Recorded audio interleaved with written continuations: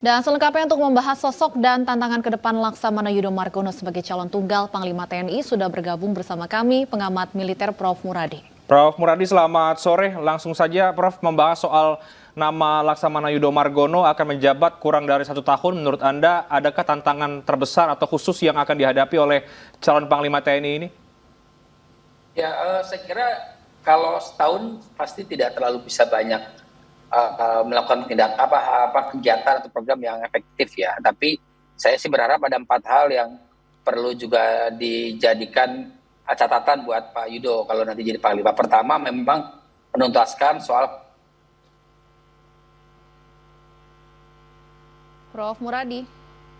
validasi struktur organisasi kan doktrin TNI ya, kan yang sampai ini saya kira bisa difinalisasi zaman Pak Yudho nanti. Yang kedua, saya sih melihat bahwa memang problem juga soal tata kelola postur pertahanan ya, karena memang di sini juga ada menuntaskan soal penempatan organisasi yang jauh lebih efektif. Contohnya misalnya adalah Kogab Wilhan yang lebih bisa menjangkau wilayah-wilayah yang memang menjadi spot-spot tertentu.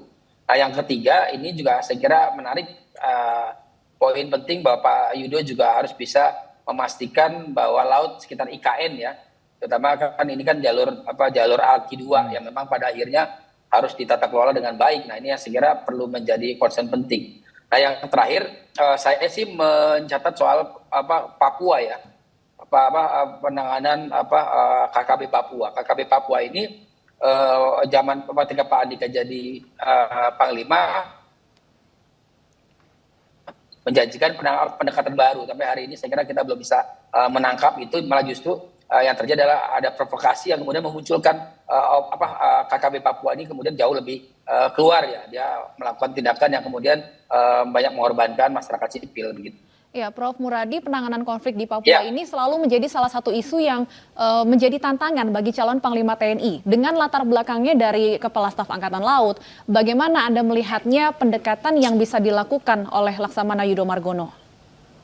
Ya, salah satu yang kemudian juga serius saya kira pengembangan satuan batalion atau satuan ya di sekitar perairan di Papua ya, kan memang juga itu jadi salah satu concern terutama di marinir ya. Tapi begini, memang ini kan pola penanganannya nggak bisa sendiri. Tapi TNI jauh lebih punya pengalaman dalam menata kelola pergerakan yang melawan entitas pemerintah, dalam ini misalnya melakukan tindakan separatisme dan kekerasan seperti itu. Jadi tetap memang kalau polanya adalah pola yang sama hari ini kita lakukan, misalnya memastikan bahwa KKB ini adalah jauh lebih terbatas ruang geraknya, itu saya kira jauh lebih baik ketimbang misalnya menjanjikan ataupun menawarkan pendekatan baru, karena pendekatan baru sudah dicoba semua dari mulai soft approach, hard spot, bahkan mix ya, itu sudah dilakukan ketiganya, dan saya kira ketiga-tiganya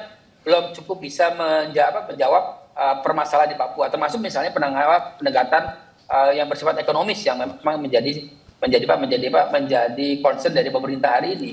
Pendekatan ini saya kira juga harus dimix dengan tata kelola, misalnya memastikan proses perlawanan di KKB itu meredup. Ini ya salah satu kalau dalam pendekatan studi keamanan itu kan dia harus menjadi sangat terlokalisir dengan baik, dan itu saya kira menjadi concern juga nanti kalau Pak Yudho menjadi Panglima begitu. Baik, kita akan tunggu seperti apa nantinya fit and proper test yang berlangsung di Komisi 1. Terima kasih Prof. Muradi, pengamat militer sudah bergabung bersama kami di ini sore.